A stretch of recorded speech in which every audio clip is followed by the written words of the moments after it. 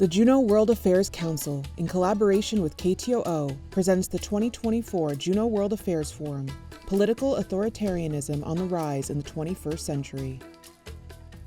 In this lecture, Mexico's New Leadership, a Turning Point or Continuation, María Fernanda Bozmoski explores the key challenges facing Mexico's democracy, while also considering whether this new leadership can bring about meaningful change for the country and its relations with both Central America and North America. Great.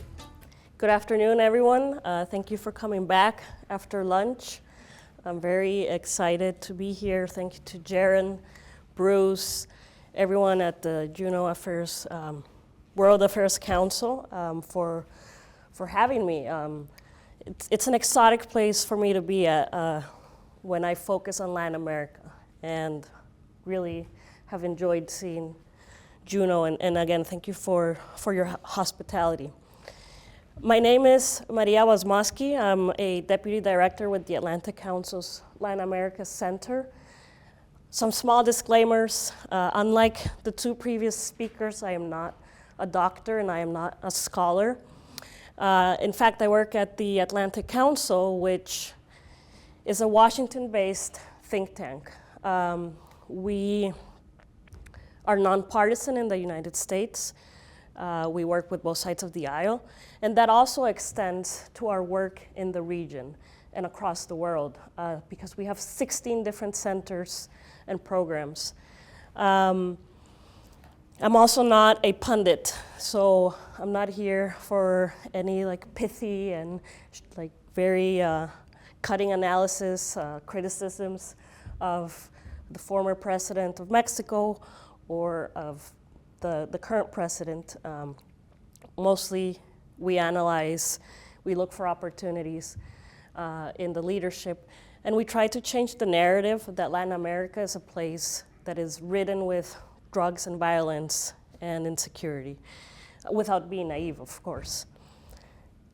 That being said, I'm going to be talking about Claudia Sheinbaum, Mexico's new president as of October 1st.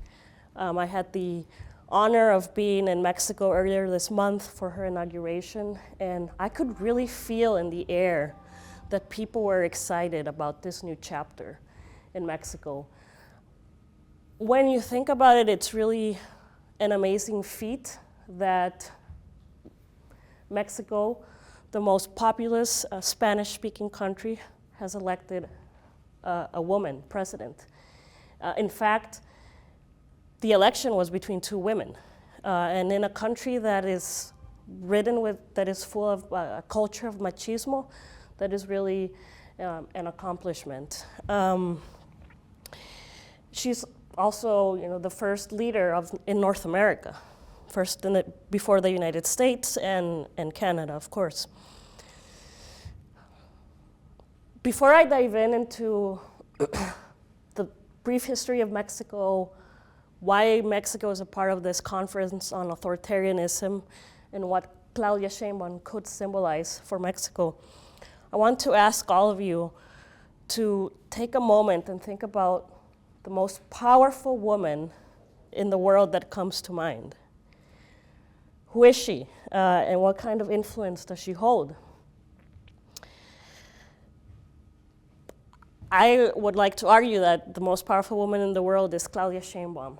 I'll talk about it later in more detail, but she had the most votes ever received in a Mexican election. Over 60% of the votes went to Claudia Sheinbaum. It's even more astonishing when you think about the trends that we are seeing across Latin America, and I'm sure other parts of the world, where voter disenchantment is so high that, for example, in Guatemala, just south of Mexico, they had elections in August. First round was in June, and the winner of that election was actually we say in Spanish, voto nulo. It was the blank vote. And the current president actually came in third during that first round. So when you think about those numbers, in Latin America's second most populous country, 130 million people live in Mexico. it's really just amazing. So I will be exploring the question, the very simple question of, will Sheinbaum's presidency be a turning point for Mexico, or, as my title says, a turning point or a continuation? I think this is a very important question, not only for Mexico, but for the United States. When we talk about Mexico, we talk about many issues being international, domestic for Mexico, but also international, especially in relation to the United States, because of how just linked and intertwined the economies are.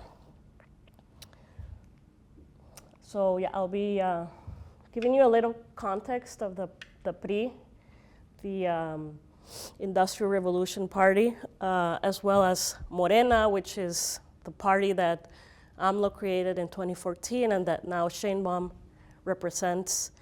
We'll talk about her agenda and her leadership style, Mexico's role in North America, why we should care. I'll give you some reasons for optimism and then conclude. Okay, this is a very succinct history of Mexico, Mexican politics, Mexico history, but Mexico was ruled for over 7 decades by one party, the Industrial Revolutionary Party, which was born after the 1910 to 1920 revolution, where people revolted against the dictator Porfirio Diaz, and in around 1927, Plutarco Elias created the party. The party won, and many scholars talk about a period of soft authoritarianism, where there was government control, but it gave the outward appearance of democracy. Meaning, elections were held, but they were controlled, for example. There was a lot of corporatism. So the government party structure incorporated labor unions, peasant organizations, business elites into the party structure so that they could have loyalty, they could earn loyalty, they could minimize opposition. They also had extensive, deeply influential patronage networks, which again they gave in exchange for loyalty to the party. And there was a lot of electoral fraud. There's a lot of evidence of just ballot stuffing, voter intimidation. The PRI was always somehow the winner, even in areas where people were not happy with the party. The PRI had a good run for about 3 decades, the period that we call the Mexican Miracle, which was characterized by a lot of infrastructure development. From the talks this morning, I am seeing that is something that is characteristic, I guess, of authoritarian regimes, is you build things, people are connected. There was a lot of also import substitution industrialization, and the state was heavily involved in the economy. The growth figures for Mexico during this period was 6%. I think any country in Latin America nowadays would kill to have that figure. For 2023, 2024, the World Bank continuously brings down Mexico's growth forecast, and I think right now it's around 2%, 2.3%, with a lot of it dependent on nearshoring, and I'll talk about nearshoring in a bit. But then also during this period, we saw the middle class expand. We saw a lot of urbanization, but we also started to see the rural areas being unhappier with, they weren't seeing the benefits of this massive growth that Ciudad de Mexico was having.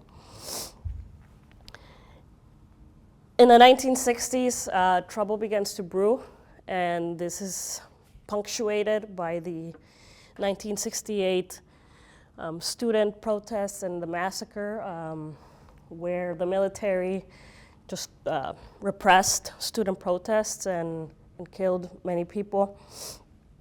And then in the 1970s, we start to enter the period that quite a few countries in Latin America went through the last decade, where we saw economic stagnation, the rising oil prices, mismanagement of oil revenue by the government meant that Mexico's external debt was increasing. So that was also an issue. And that weakened the party. The PRI was weakened. And in 1982, we have the sometimes referred to as the tequila crisis, where Mexico defaulted on its foreign debt, and the IMF imposes very strict, austere measures. Then, finally, in 2000, and again, this is a condensed timeline of key moments in Mexican history, but finally, Vicente Fox from the PAN, the National Action Party, wins the election, marks an end to the PRI's 7-decade rule. After Vicente Fox, Felipe Calderón won the next election, also from the same party, the National Action Party. But the 2006 election is important because President Andrés Manuel López Obrador, also known as AMLO, to this day he maintains that election was stolen from him. And the 2006 election was a very close one. Actually, Felipe Calderón won by 0.6% of the vote. So that is kind of setting the foundations for the figure of AMLO that will emerge less than a decade later in 2014, which is when Morena is created. The PAN governments, they suffered from a lot of corruption, so they weren't that different from the PRI in that sense. They also struggled to deliver key public services. There was not a lot of poverty reduction. Social programs were scaled back. We didn't see as much infrastructure development around this time. And there was also, the other parties, they never really were able to install a form of leadership that was able to help them build pragmatic, programmatic policies. They were parties, but they didn't have really an ideology. They didn't really have a plan. They were just kind of very weak. Parties lacked internal democratic processes to renew leadership, didn't have effective policy programs. They just didn't offer anything. And so in 2014, again, AMLO founds Morena, the Movimiento de Regeneración Nacional, the National Regeneration Movement, which emerges as an alternative to the status quo and is really sold as that to the Mexican people.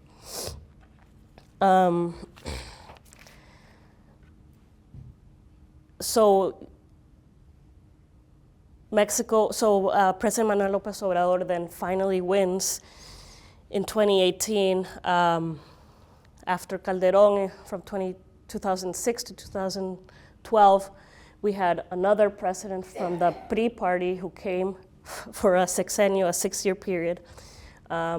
He made some noticeable changes, Enrique Peña Nieto, on opening Mexico up to the world, the markets. There was the very famous energy reform. And he did other reforms that made markets in Mexico more competitive and more open to the world. And so there was this feeling that Mexico was finally shedding its past of populism was finally opening up to the world.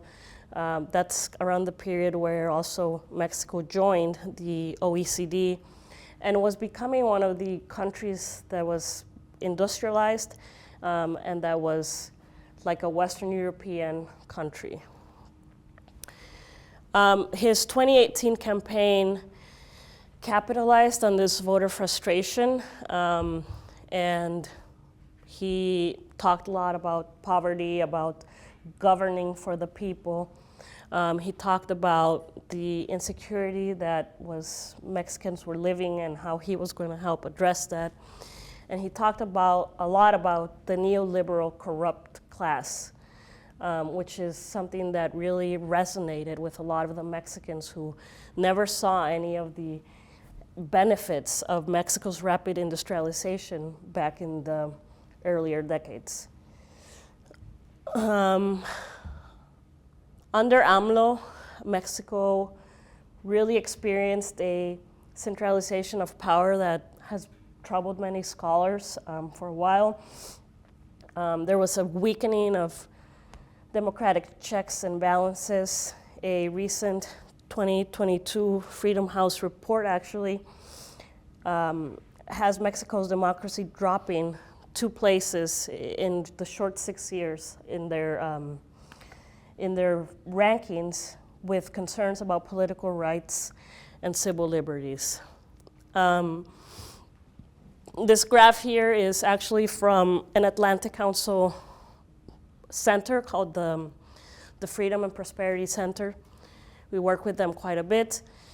But we see here, the dates are a little cut off, but 2018, when AMLO comes into power, we see a steep decline in judicial independence and effectiveness, a deep decline in the clarity of law, and we also see political rights really just plummet down. And this, the prosperity and freedom index has Mexico just going down in their rankings. Here's another view comparing Mexico with Latin America and the Caribbean, which we could argue. I don't know what that graph will look like after 2024, but there have been some steady gains in Latin America and the Caribbean in terms of freedom and prosperity in the different countries. But Mexico, again, starting in 2018, starts to go noticeably down. And this is all under AMLO's administration, a lot of democratic backsliding. So specifically, what have been some of the concerns with AMLO? Just to give you a few examples, militarization, which is a very sensitive subject in Latin America and the Caribbean, given our history. He significantly expanded the role of the military in civilian life. We have some estimates that during his administration, the military's involvement in civilian tasks rose by 90%. The other big concern of the legacy that the AMLO administration leaves for Claudia Sheinbaum to deal with are the infamous judicial reforms. So September 1st of this year, when Congress came back into session for a month before the presidential transition, AMLO rammed through the Senate a package of 20 reforms that passed without any opposition. They were all passed in, I think it was 15 hours of discussion. And the biggest sticking point of these reforms is that they compromise the independence of the judiciary. So, again, 2024, I will not be surprised if we see even a steeper drop in the judicial independence and effectiveness and the clarity of the law because of the consequences of these reforms by AMLO. Some organizations like Human Rights Watch have called these a threat to democracy. They eroded the separation of powers. The other thing is he, in that Plan C reform package, as he called it, there is a disappearance of autonomous bodies and oversight bodies as well, oversight agencies, especially those that are related to the US-Mexico-Canada agreement, which is the agreement, the free trade agreement that the three nations have, Canada, the US, and Mexico.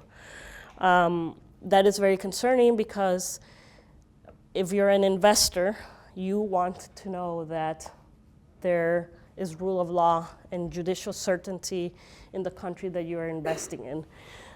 Recently, Mexico actually expropriated some investments in the port called the Vulcan, and it's over $100 million from a US investor that they now don't know what's going to happen with that because Mexico, under a law, expropriated the land.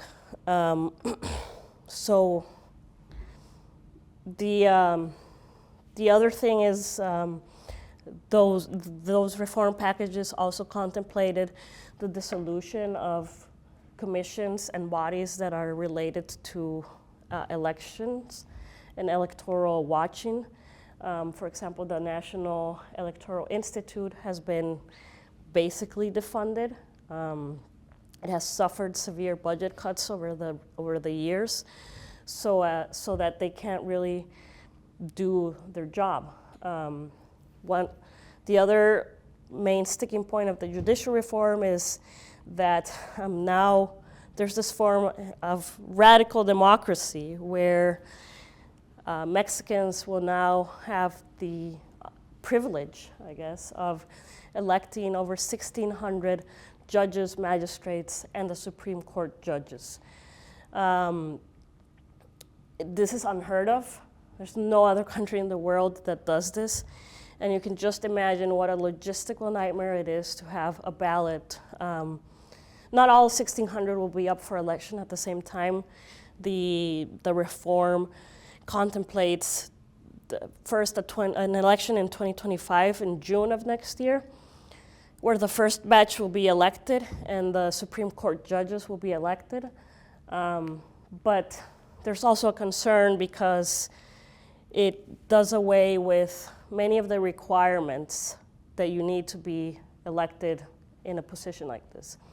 So there's a lot of concern about, the judicial branch is probably the one where meritocracy and, knowledge of what you're doing really matters. There used to be a 10-year requirement of practicing law before you could be a judge. That's no longer the case. You had to be over 35. That's no longer the case. You only have to have passed an undergrad in law to be able to run as a candidate. The other thing is,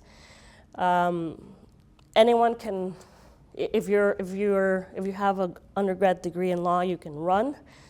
There's a lot of concern that the very powerful criminal organizations and cartels in Mexico could put people forward to run for these positions, which would, of course, just rot the judicial branch.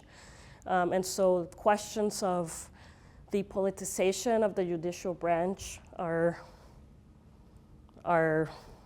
people are talking about that. We're talking also about, again, going back, this is the only country in the world where this sort of experiment is happening. And you're making the judiciary a populist. People are just electing it. The head of the Supreme Court will be the judge or the candidate that receives the most votes. That is, I don't know. So that is the legacy that Claudia Sheinbaum now has to deal with.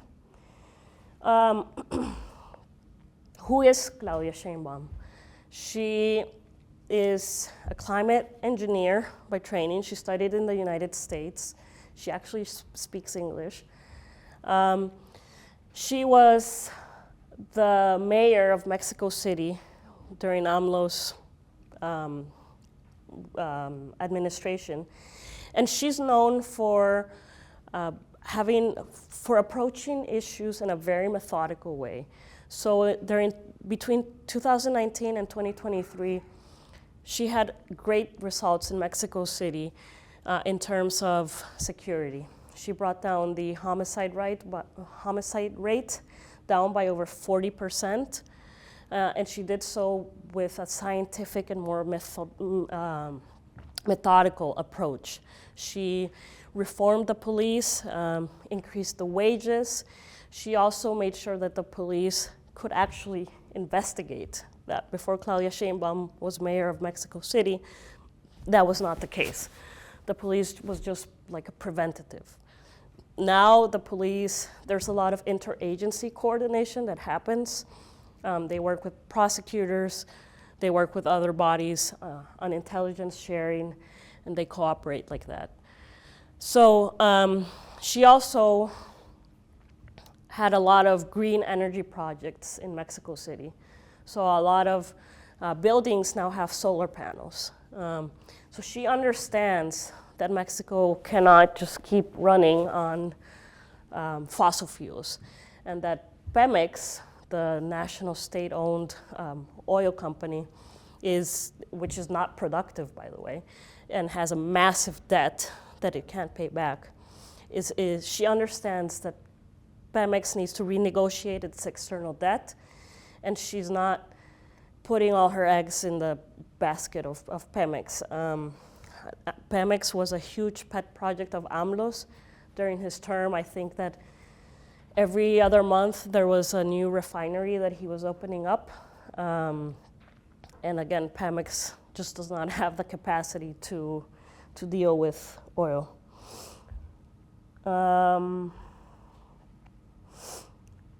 Her agenda, on day one, for her inauguration actually, it was I think something that people really liked was to see all the symbolism that she had. She said one of the opening lines of her speech was, "It's time for women." And she also said, it's not just Claudia Sheinbaum who's arrived at the presidency, it's all of us. I come here with all of you women and all of your support. Mexico is known for being one of the more dangerous countries in the world for women. Impunity for femicides and gender-based violence in Mexico are north of 90%, so that's a big concern. And 2 days after she was inaugurated president, she started to work on a reform package that, first of all, it tries to bring pay for men and women at the same level. Right now, for every dollar that a man, on average, that a man makes in Mexico, a woman makes 65 cents. She's changed that in the law. She also has a gender parity across her cabinet, and she has many women in, I would say, non-traditional roles. For example, the supreme commander of the military is now a woman. So there's a lot of hope. When I was down there for the inauguration, and we got to talk to different groups, including the very critical business community, and they're excited. She doesn't deny that she's going to continue with AMLO's social programs and with the transformation that he started. It's called the 4T, La 4T. But they know that she listens. And in fact, this past Tuesday, she convened a CEO dialogue together with the US Chamber of Commerce. They came down to Mexico, and she sat at a table with members of the private sector who were sharing their concerns about what the judicial reforms could do to investments in Mexico, and she listened to them. She understands economic principles really well, and she has a very technocratic cabinet. When you think about this cabinet and the one that President López Obrador had. She left some people, like the finance minister is the one that was under López Obrador, and she put as the Secretary of the Economy the man who renegotiated the USMCA back in 2017, 2018, and that's been taken very positively by the business community because he understands the agreement. He also would understand what it means to deal with a second Trump administration if that were to happen. So there's, again, hope for Mexico under Claudia. Now, she's not going to distance herself from AMLO overnight, there's a lot of silent understanding of that actually she, in a way, owes a lot of her political success to him, and she will not disavow him in public. She has been very smart in the ways that she's started to distance herself, including, again, with the pushing of the energy reforms and with just listening and sitting down with the business community. AMLO would never have done that. So, again, why is this? Why do we care? Why talk about Mexico? Mexico is, again, party to the U.S.-Mexico-Canada agreement. It's part of the reason that North America is an economic powerhouse. And it's the United States' top trading partner as of July of 2023. It's no longer China. The United States' rising conflicts with China, the United States really depends on Mexico being a productive country, being a country where investors can come and invest.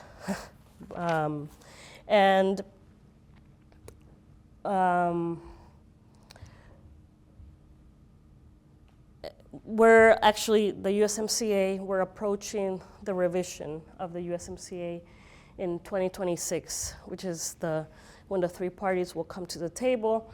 If one of the three parties says, this agreement is not working out for me anymore, then you enter this period of revisions, you open up the agreement again. Nobody wants to really do that right now, especially, again, if there were to be a Trump administration. But Mexico also can be a key partner for the United States in nearshoring, which is where companies relocate their operations from mostly Asia, China, Vietnam, and other countries, and they come to the Western Hemisphere. Actually, we have seen a lot of investments come to Mexico, I would say in spite of the government that used to be there, but Mexico benefits from its geographical proximity to the United States, more competitive labor wages than in China. And the United States benefits from nearshoring, not only commercially and economically, but also from a national security standpoint. We saw when COVID hit that there was a huge opportunity to work even more closely when we didn't have a list of essential industries. These things have changed over the last few years, and Mexico is going to continue having a very important role in that sense. The other area that is very important to the United States, where Mexico has a huge role, is migration. Under President Trump, AMLO was kind of the enforcer of President Trump's migratory policies. He accepted to receive, return deportees, migrants who were coming to the US border that were expelled. AMLO was receiving them. That was very controversial. for a number of reasons, but there's an opportunity for the United States and Mexico to continue working to promote and to find more humane ways of dealing with migration.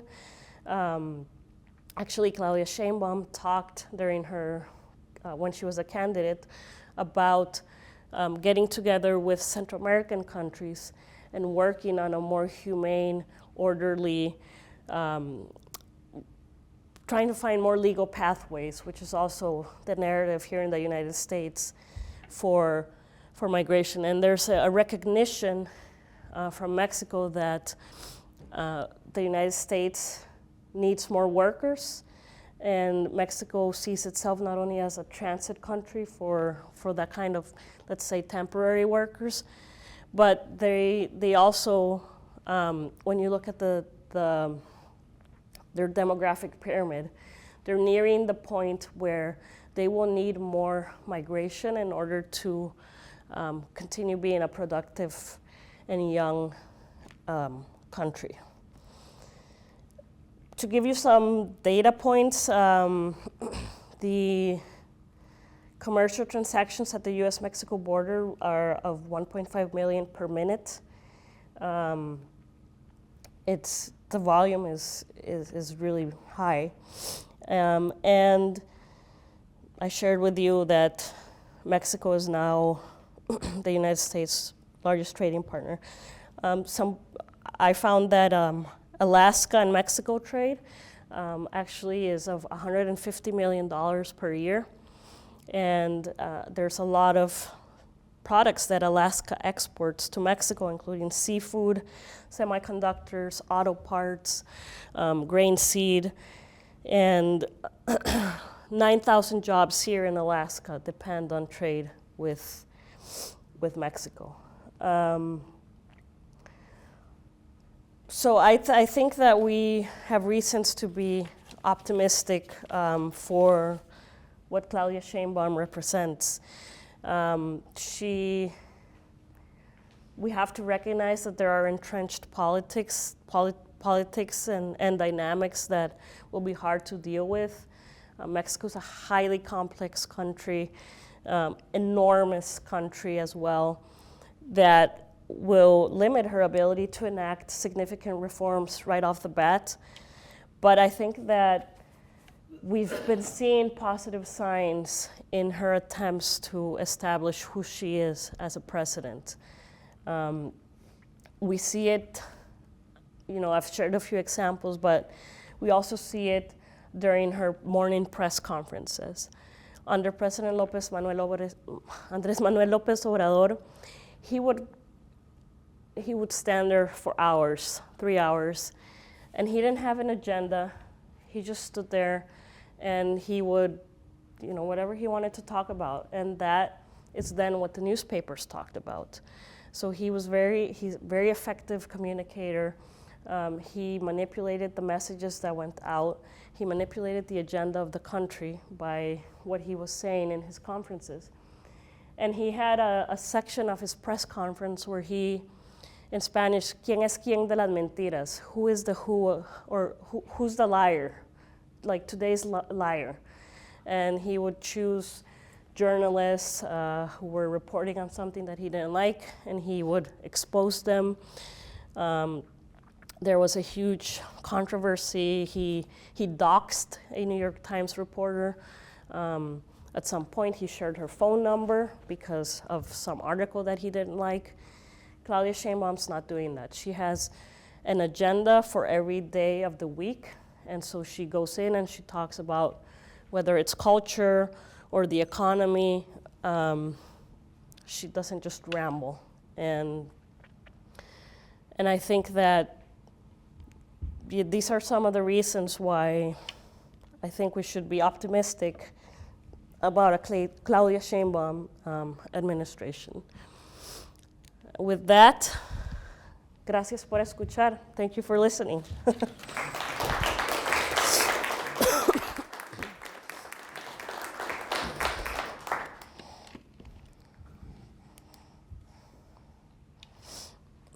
In the aftermath of the election, do you see any early signs of any rebirth upon or pre in terms of providing a meaningful opposition in Congress? Thank you, Bruce. Unfortunately not. When the reforms were being talked about, a lot of the votes from the PAN and the PRI PRD coalition were easily turned over. We also saw, surprisingly, that a lot of the opposition or a lot of the kind of words of caution on what these reforms could mean for Mexico's ability to comply with, for example, the US-Mexico-Canada agreement, were coming from voices from within Morena. From the former Secretary of the Interior, who's now a deputy. They were the ones who were speaking out against what this project was trying to do. And nobody from the opposition ever said anything that was really of any counterweight to what was being proposed. So that's a major concern, is that the parties, I mean, there are no opposition parties. When you look at the Senate, they all kind of vote the same. And that's something that is going to have to change in Mexico really quickly if there's going to be any sort of healthy, vibrant democracy with an opposition. But the institutional weakening and the dismantling of the party, I cannot think of any party with any kind of robust leadership in Mexico today.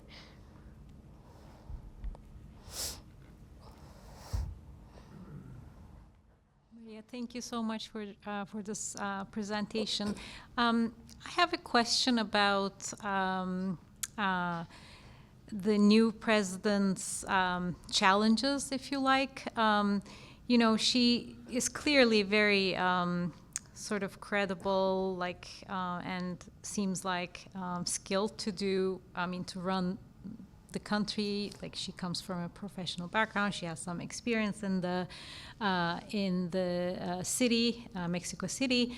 But what do you think are the challenges? I mean, beyond okay, she's dedicated to gender equality, but gender equality doesn't necessarily save democracies.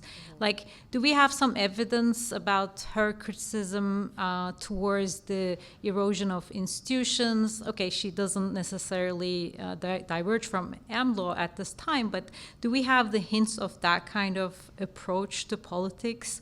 Because these things are very much about the structural things that are sort of ingrained or developed over time. So can you talk a little bit about those challenges? Thank you. Yeah, thank you for your question. And again, we're not going to see her coming out and again, her inauguration speech, she repeated the same messages that AMLO has been repeating for 6 years about the need for Republican austerity, the need for also wealth distribution, the need for continued youth programs and social programs. They have this program in Central America where it's called Sembrando Vida, like sowing life. And the program, all it does is young people plant trees, and they think that this helps address some of the root causes that are making young people turn to criminal activities. She's repeating these messages, but that's in public. At closed doors, what we've been hearing is that she's much more open to revising some of these social programs. She's not going to cut them all dry. But I think that this is one of her challenges, is how is she going to slowly step out of AMLO's shadow? And yeah, I wouldn't tell you that she's a hero for democracy. She hasn't shown any signs of being that or doing that. But I think what's reassuring is the people that she surrounded herself with. They're all very prepared, and they don't, for example, AMLO, especially at the beginning, was surrounded by ideological people. We don't really are seeing that in the people that she has appointed to the cabinet. And of course, we're going to see what happens with the judicial branch when the elections happen next year. There's been a number of amparos, of disputes. People are trying to pause the reform from going forward because of technicalities. So, we'll see what happens with the judicial reform, or with the election, the popular election of judges. But this is a non-answer to your answer. I think the thing that I would highlight is the people that she's surrounded herself with, because she's not going to, kind of like we saw in Tyler's talk, she's not going to, like Khrushchev, right? She's not going to be disavowing her predecessor publicly.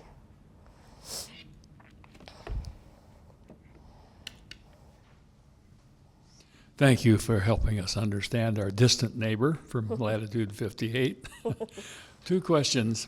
We're all holding our breath about the presidential election. How are they doing so in Mexico? How will life be different for them depending upon which of the 2 emerges as the new administration? And secondly, I'm especially interested in the energy transition, where we all humans learn to produce our heat and electricity from something other than burning fossil fuels. How is that going to help us cooperate in all of North America, Canada, U.S., and Mexico? I haven't heard much about any cooperative arrangements that we have, this country and Mexico, for example. We have a lot with Canada, but not so much with Mexico. Do you have any insight on that? Yeah, Thank you. Thank you for your questions. Again, when I was down there earlier this month, all anyone wants to talk about is what's going to happen in the United States, and is she going to win? Are we going to have 2 female presidents? Everyone is holding their breath. I think that on the surface, when you read the newspaper, you think that Mexico and the United States hate each other. But the truth is that, the institutional frameworks that we have of cooperation with Mexico are very strong. Even when Trump won the first time in 2016, the 2 things that he did right away was get rid of NAFTA because it wasn't working for us. And he also paused all the high-level economic and high-level security dialogues. And that's what the news and the media reported. But actually, the high-level economic dialogue and the high-level security dialogues, those continued at the working group levels. So you didn't have the secretary and the minister meeting and for a photo op, but the work was still being done because we have such a strong foundation with Mexico. The only thing I think that didn't recover at all was there used to be an interparliamentary group that would meet, and we haven't seen that since. So despite all of the noise, I think that the relationship is strong enough, especially, there's always room for improvement, but the US and Mexico do cooperate on security matters, on intelligence sharing matters. There's been a lot of progress in the last few years around the US-Mexico border with implementation of new technologies and the recognition that the border is an ecosystem, and you need to focus on the border, and you need to stop the flows of fentanyl and arms trafficking to the south. I think that that's going to continue no matter who ends up in the White House in January. But yeah, they are that's all anyone wants to talk about when we're down there. And remember, AMLO and President Trump got along really well. So we'll see what happens, but they if Trump wins again, they've worked with him, and they know what they're dealing with. On the energy transition, Mexico under Andrés Manuel López Obrador was they dismantled the reforms of the previous administration, which opened up the energy market.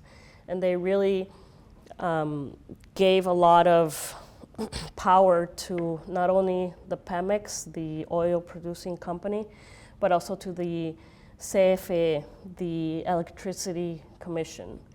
López Obrador, right before leaving office, he made it so that the CFE and Pemex they became state productive companies, not only state-owned companies, state productive companies. So what that means is that they're seen as public goods, and also going forward, any sort of outside company that wants to come and participate in the generation of electricity or energy in Mexico will always have a minority stake in the country. And I think that perhaps the energy transition is the one area where there's a lot of potential for more partnership and more collaboration, because we saw none of that with López Obrador. And she understands that you need green energies, that if you don't work on the energy transition and providing energy security for your people, that you're gonna be left behind. So I am hopeful that, especially if the Democrats win in November, that this is going to be an area in which we're going to see unprecedented forms of collaboration. But under López Obrador, that was not, like green energies was like a bad word under his administration.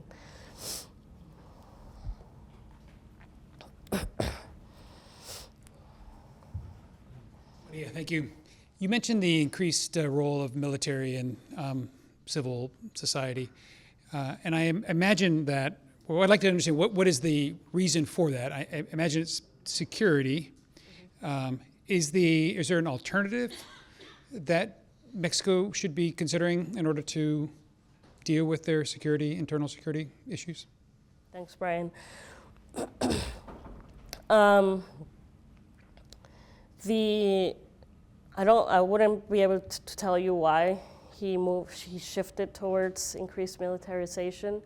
But I think that it's going to be hard to take that back, just because of how much it's now in the law, enshrined in the law, the National Guard responsibilities and duties. It obviously hasn't worked to address the security concerns in Mexico. And Claudia Sheinbaum has not talked about rolling that back. So I think that just the levels of militarization that we've seen in Mexico will continue. And they're concerning, again, because of the history in Latin America. I'm not sure that, I don't know what the answer is to that question. Jaren? You mentioned in your presentation about a demographic crisis in Mexico, and I wondered if you could talk a little bit more about that and about the sort of the attitudes of youth in Mexico. Yeah, we're seeing the pyramid go the other way. What we're seeing in other parts of the world, including the United States, that the birth rates are going down, that the population is aging. A lot of young Mexicans are leaving. They're coming, some of them are coming to the United States, but that has important consequences on Mexico's ability to, for example, continue with the nearshoring. There's a lot of companies that are trying to invest in Mexico and come to Mexico, but if you don't have the labor to do that, it's going to affect not only Mexico but the United States. The fact that you don't have the young, working labor to be able to do that. Thank you. I think we're out of time. Thank you.